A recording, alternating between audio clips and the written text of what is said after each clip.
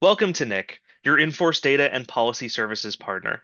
In this video, you'll learn how to identify clients with maturing contracts or contract anniversaries and guide them through reinvestment, income, or rollover options.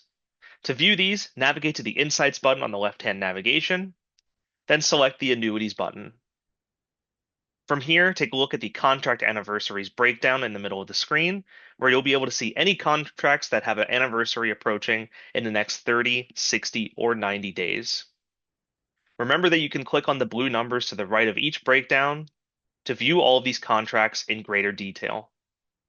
Overall, NIC's Annuity Insights helps you spot contract anniversaries so that you can guide clients toward reinvestment, income, or rollover options proactively.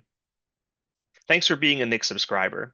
Be sure to watch our additional videos to learn about how NIC can have a positive impact on your business.